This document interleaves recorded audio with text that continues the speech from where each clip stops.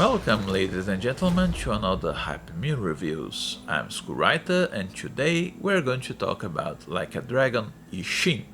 First and foremost, as of the writing of this review, this game still has de novo, which means a series of hiccups and problems, including most egregiously that it doesn't allow me to play it offline.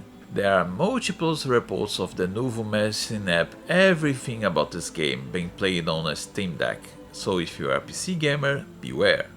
By now, it's no surprise nor secret that I consider myself a fan of the Yakuza franchise. I started with 4 on the PS3, thus why I have a soft spot for this game even with the awful rubber bullets plot twist, and basically played every single main iteration except for the more exclusive and hard to find titles such as the originals for the PS2 and the spin-offs. So when Ishin was remade, it was only a matter of time till I played it. I didn't play the original Ishin nor the Kenzan, and as usual, I don't know much about Japanese history nor what was changed between the versions of this game, with some exceptions. Thus, I will review this game as is. How did it fared?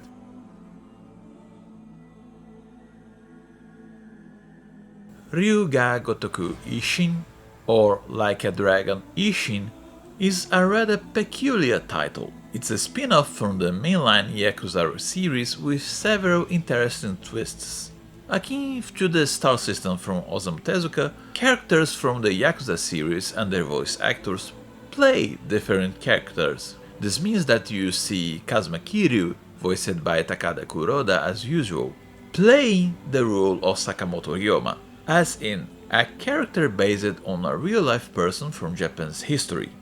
Yes, this game's plot is entirely historical fiction at its best, and this isn't the first time it was done either. Ishin has a weird distinction of being a total remake from the game of the same name from the PlayStation 3, which is also a follow-up to a game called Ryuga Gotoku Kenzan, in which the main character, also modeled after Kiryu, was Miyamoto Musashi. Bizarrely, this remake is the first game in the line not to use the Dragon engine and instead rely on the Unreal Engine 4. It's the end of the Bakumatsu era. Japan is in turmoil after the arrival of Western ships that forced the country to open itself to trading. Those who want the power to be held by the emperor clash with those who defend the rule of the shogun. Those who think that the foreigners will bring good to Japan clash with those who want them out. And in the middle of all this turmoil, Sakamoto Ryoma, a simple ronin from Tosa, is swept into a political maelstrom regarding the Tosa Loyalist Party and the ruling class, ending with him fleeing to Kyoto and joining the Shinsengumi in order to unravel a mystery that threatens to sweep all the nation in blood war between the shogunate and the loyalists.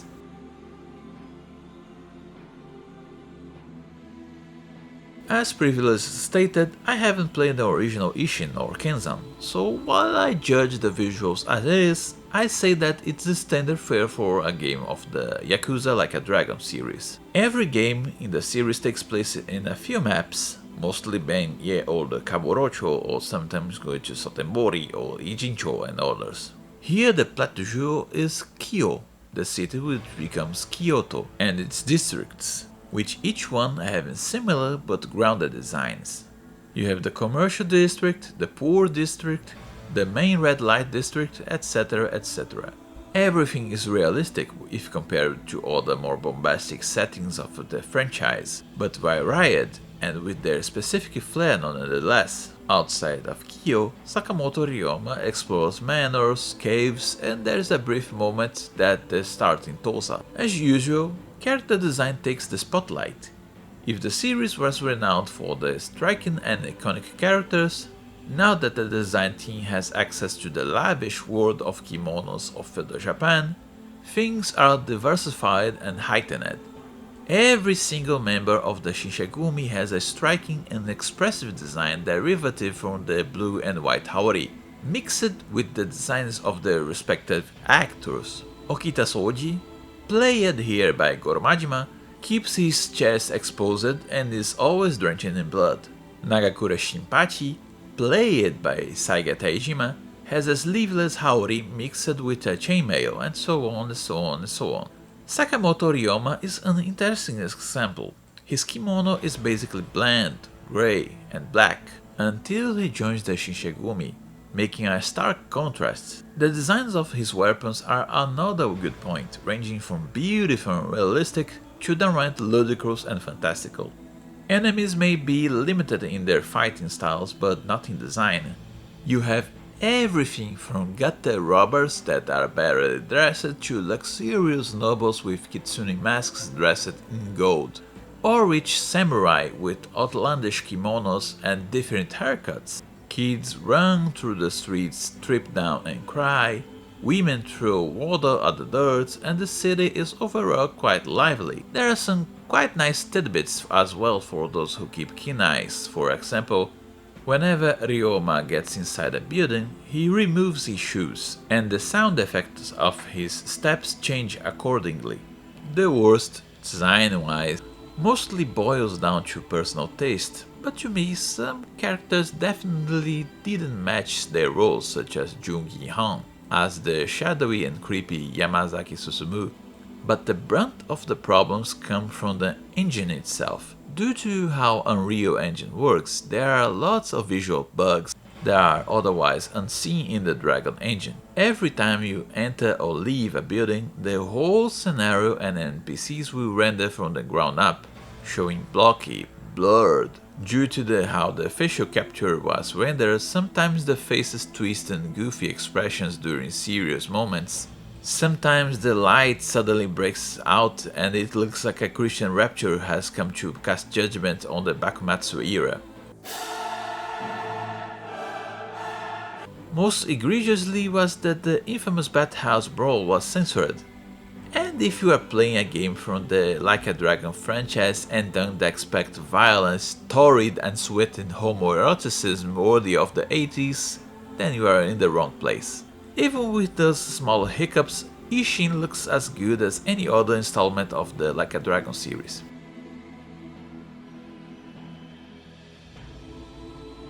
Like a Dragon Ishin was originally launched after Yakuza 5, so it's no surprise that it's also a top-view brawler where the character controls Sakamoto Ryoma in his adventure through Japan.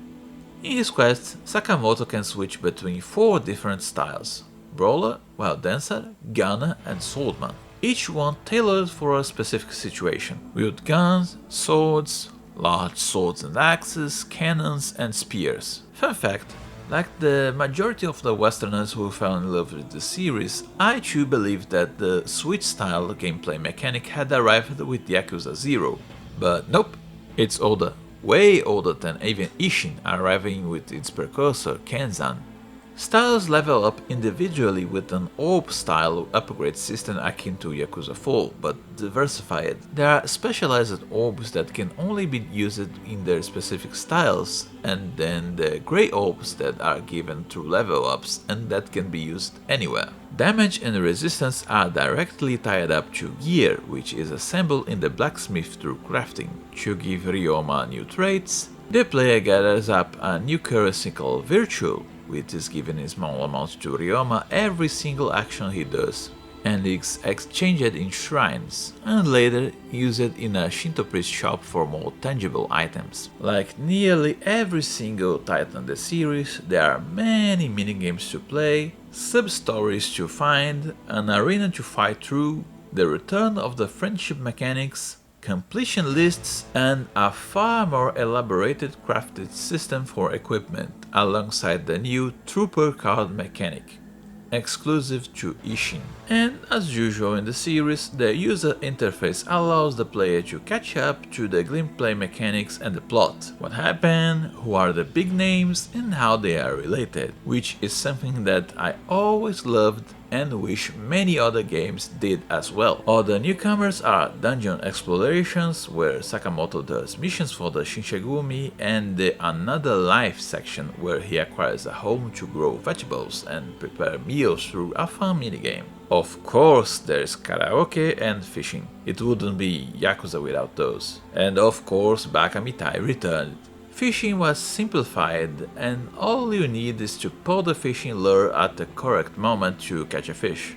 Money isn't overly tight unless you are going for the high-end equipment, and virtue can be easily accumulated if you prioritize buying the extra virtue skills at the shrine. So the game cycle ends as the usual. You play some chapters for the drama, the high-octane boss battles, and relax with the goofy side stories and minigames. Combat with mooks is a no-brainer, you can just mash out attacks and win, but bosses will demand actual skill and tactics to win, especially in the beginning where Sakamoto Ryoma is underdeveloped and with subpar equipment, so it's fun as usual. Sadly, and most of all bafflingly, Ishin repeats lots of the sins of the franchise, made worse by a single factor: grinding. Fractal grinding even. Progression in the styles is slow, and to get to high-end gear, the player needs not only to gather tens of thousands of rios, which will force you to go to the chicken chases over and over and over, but also keep making high-end equipment to donate to the blacksmith in order to unlock the higher tiers, and keep doing specific dungeons for the chance of finding specific materials. God have mercy upon your soul if you want a specific power-up and effect to put on your gear, because not only they aren't sold without external mods, thus you need to wait till they randomly drop from enemies, but applying them is chance-based, and if you fail, the power-up is destroyed. And it's not just crafting that demands grinding. There are several people whom you need to befriend through repetitive tasks, eating at the restaurants, giving them homemade meals, and the game won't tell you where they are, and even then, the reward for these friendships may not be worth the hassle. Preparing a meal through a minigame is fun, until you realize that to make specific dishes you need to catch specific fishes, and making another meal to combine with them. So suddenly making a healing item for a specific vicious fights needs grinding in 2 different minigames. 3 if you can find a specific vegetable in the vendor and have to raise it on your own farm. Could have just demanded the cooking minigame for the first time, or whenever you wanted to make something high quality and not in bulk. All this grinding and repetition exacerbated flaws that are present in other titles of the series that could have been ironed out since this is a remake. Interacting with NPCs is slow. You need to greet them, then say yes if you wanna buy something, then choose what you want to buy. Using healing items is also slow, clicking on them and then clicking on yes. Every time you need to grab an item on the floor, Ryoma stops, crouches, grab the item, and then you are told what the item you got. It's especially egregious when newer games of the series did speed up the process. Combat is still fun, but it also carries the same flaws from yore. The camera gets problematic if you are cornered. Whenever you are fighting groups, the attack tracker goes nuts even if you are pressing the target lock button. Styles are unbalanced. You can go through most of the game using gunner style, or if you are only required to switch whenever you find a boss or a foe with armor, but it's nothing game shattering. About the trooper cards, in the original whenever you went to the dungeons, Ryoma could equip specific cards to give him boosts and powers, and now the remake not only brought them back, but also enabled them to be used through most of the game and balanced the difficulty around the player using them, which includes bosses using superpowers. As stated before, I haven't played the original, and by now the Like a Dragon series is so ludicrous and divorcing gameplay from story so much, I couldn't care if my Okita suddenly sends a shockwave through the arena. At worst, it's a bit annoying to organize the cards. For example, there is no way to know which cards are placed in which decks, and there's the potential for game-breaking combos. But I have to say that, as a first time, I've seen that there is a nifty gameplay and story integration here. As Ryoma goes around Kyo, citizens may call for his help or comment on his deeds. Overall, this is the same fare like most of the games of the series, fun gameplay with some problems. If you're just going through the main story, you probably won't be bothered with the grinding, but this game will be a nightmare for completionists. For the second time in the series, I couldn't be bothered to go through all the side content to fight Amon. The first was like a dragon, I could bother with the 100 floors. But this hasn't soured my experience. I still had a lot of fun.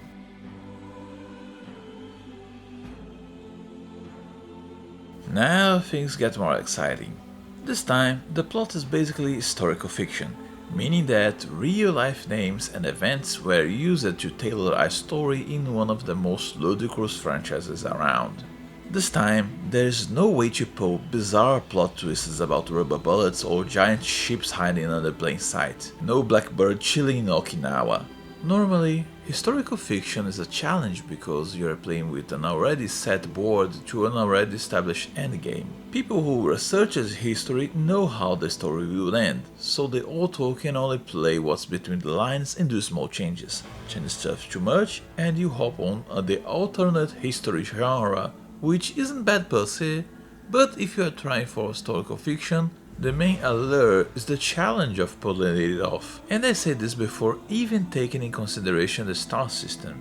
Thus, the writing team had the added challenge of somehow fitting established characters with established personalities and quirks into people that existed for an ending that happened and make them own spin-off using the Like a Dragon formula. Again, I'm not a specialist in Japanese history, but from the very little that I researched, it seems they pulled it off, which by itself is an immense feat. I may be wrong though, feel free to add on your comments. Since it plays with a set board, the focus is less on what will happen and more on the mystery behind the chess pieces alongside the drama.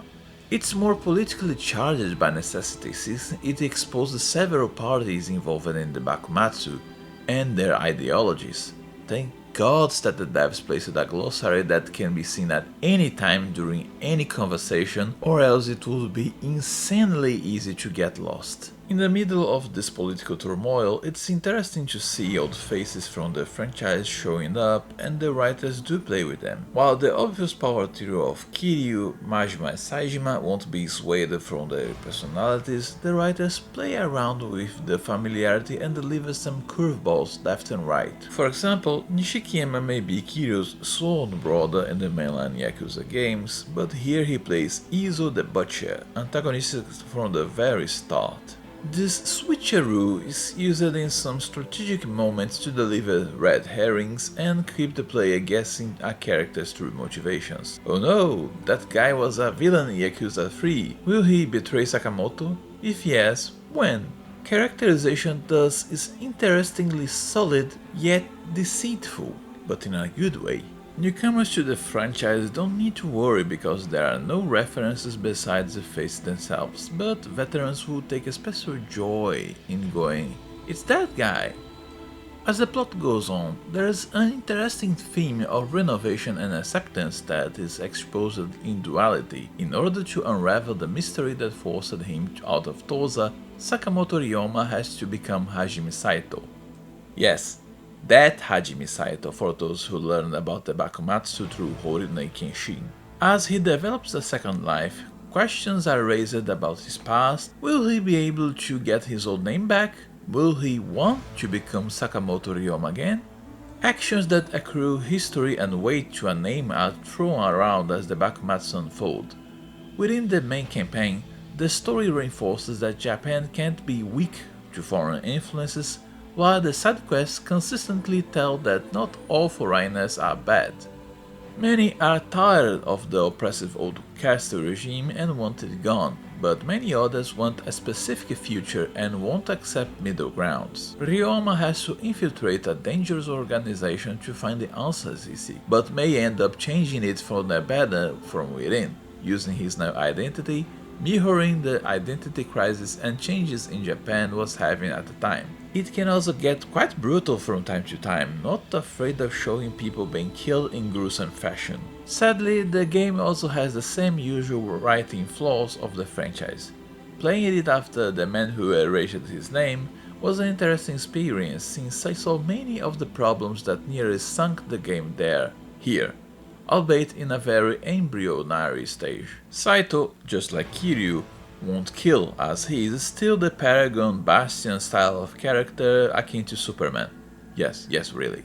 But the plot keeps throwing him at problems and situations more suited for a morally grey character, and had to suddenly swerve to find a justification on how Ryoma could continue his quests since he is downright immovable. There are the usual plot points from the franchise that fans will notice coming a mile away, but that's not exactly bad. From the middle to the end though, the story tries to overreach its grasp and gets a bit too complicated and too dramatic, resulting in losing some steam and some lackluster climaxes.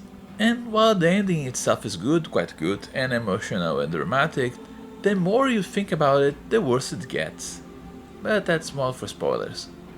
Another bizarre point is how the story tries to set a romance between Ryoma and Oryo, the maid of the inn he lives at, but Sakamoto has a better chemistry with literally everyone else. Honestly, I expected he'd end up checking with the inn owner because both talk to each other in a very casual, even teasing manner, and for extra irony points say the owner is played by none other than Mirei Park, one of the, if not the biggest bitch in the whole franchise, who turned Kiryu lives in a living hell in Yakuza 5. But even if the main story has a lot of meh moments, it never gets bad or boring. It's also bolstered by a solid array of side quests that range from absolutely goofy to touching, and unlike the other games of the franchise, the preachy or overly moral sub-quests are kept to a minimum. Something that I have to comment and something that I sorely miss nowadays is how Ishin has a really good display of masculinity. Ryoma is the toughest cook in the box, he can dish punishment as much as he can take it, but he isn't also afraid of crying and expressing his feelings, and even he needs a pickup from time to time.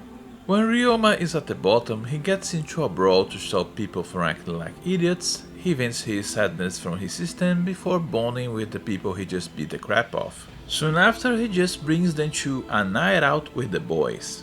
And the game doesn't chastise him for opening up, much on the contrary, whenever he shuts in, people will immediately chastise him and remind him that no person succeeds alone. In the end, while not as heavy-hitting as Yakuza 7 or 0, I say that this was one of the best stories of the whole franchise, warts and all. Top 3 I'd say.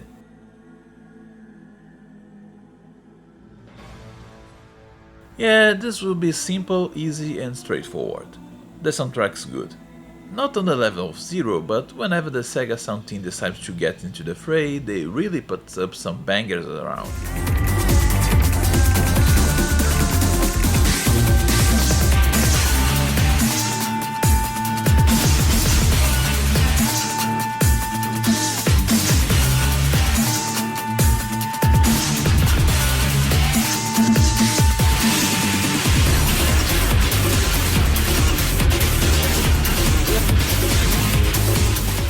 Unsurprisingly, the whole soundtrack is based on old Japanese instruments like the shamisen, but the cherry on the cake are the several remixes of non-character themes to something more fitting for the scenario. As soon as I listened to Receive You with the added shamisen to the repertoire, I knew I would end up repeating it back and forth. There are several other themes, but those are linked to specific characters and thus spoilerific. And by now, there is absolutely nothing extra to talk about the voice actors. It's the same really old good crew of the voice actors that play the characters as a second nature by now, with the same really good quality.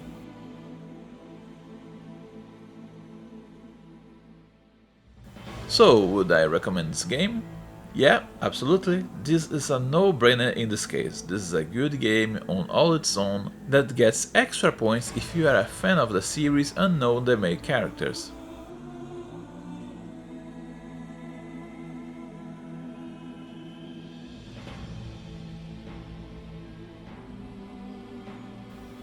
So, the beef is that Sakamoto's adoptive father wants him to take the reins of an organization that seeks to overthrow the extremist, elitist, and classicist ruling class of Tosa. On his side, Ryoma has his own adoptive brother Takeshi Hanpeita, who puts up a good word for him among the group. Tragedy strikes, literally in this case, as a masked man kills Sakamoto's father in front of him and Hanpeita, and Sakamoto chooses to take the fall to spare his brother and chase the masked man to learn the truth behind the assassination. He arrives in Kyo, changes his name to Hajime Saito, and learns that the leaders of the Shinshigumi use the style of the masked man, and thus joins their ranks to find out who amongst them is the assassin. So far so good. Except that from the middle onwards, basically everyone and their mother learns that Hajime is Sakamoto and throws it on his face. It quickly loses value when you hear "I know your secret" for the 10th time in a row, and I wish I wasn't exaggerating with the number. It's easier to count the people that don't know of Ryoma's secret. Another vicious hit against the story is that when it's time to find out who the masked man is, we learn that he was killed off-screen, told in a completely casual mentioning to Ryoma by another character, like, "Oh hey, by the way, that person who died was the man in the mask." Oh please, this is like a dragon. How could they skill this dramatic boss battle when the defeated person valiantly tries to spill the beans only to be murdered from the shadows? Worst of all, it happens again to another person critical to the plot. You discover that someone was the sneaky mole, and they are immediately killed off-screen, not even a cutscene. Oh, and it was actually quite interesting and downright shocking to see Sakamoto Ryoma starting to kill. Yes, kill his opponents in the middle of the narrative onwards. I have no problems in admitting that I was caught completely by surprise when Ryoma not only casually let people die, but actually announces his killing intent and fulfills it. Alright, so this is the biggest spoilers. Are you sure you're gonna proceed? Okay. So, to anyone who played any 2 Yakuza games, you will know that as soon as the narrative announces that Ryoma's brother has died, completely off screen, without a body, it means that he's the big bad. Yep. Hanpeita starts using the name Sakamoto Ryoma to draw attention and scramble his brother's plans, end up setting fire to Kyo, killed many of his brother's allies and friends, and is the one responsible for their dad's assassination, because he believes that Ryoma is too soft for the leadership intended to him. He thinks that only through warfare, blood and ruthless actions that he can save Japan of the decadence, and his plans to trigger a war between the Bakumatsu and the Loyalists. Both Sakamoto and Takeshi clash in a really good final boss fight, one of the best of the series, and after beating him, Ryoma, instead of killing him on the spot, spares Hanpeita and talks about how love is also a force that gathers people. Really good moment. And then out of literally nowhere, a new character called Yamayushi Yodo, daimyo of Tosa, appears to be revealed as the true mastermind behind everything that went on. Ryoma is shot, makes a really long-winded speech that feels very weird, and finally kills Yodo. Everything's good. Except that while Yodo has been hinted at once or twice, but now he was involved with Hanpeita wasn't cleared until that last minute. It feels like a disjointed last second plot twist merely made to spare Hanpeita and redirect the player's hatred. After all, it wasn't Hanpeita the complete evil of the story. He was just being used, right? Maybe so, but Hanpeita still ordered a whole city to be burned down, killing hundreds of innocents in the process, assassinated several others, and ordered the death of his own father. Sure, Ryoma forgives him for at least that last one, but it is still a tough pill to swallow that he just gets out not only scot-free, but he takes Yodo's identity and proceeds to change Japan. So, dude practically won. He did everything he wanted. He retired rich and famous even if alone. He avoided any sort of serious repercussion from his heinous acts, and several people in Yakuza died worse deaths for way less. I can say that this is a bad ending because he was changed by Ryoma and may have spent the rest of his life atoning for his actions, and I saw the end of Yakuza 5. That's a bad ending. I know what a bad ending looks like. And I only noticed the problems after the game was finished and I stopped to think about it, but that hampered a bit of the potential. Nonetheless, thank you all very much and see you next time.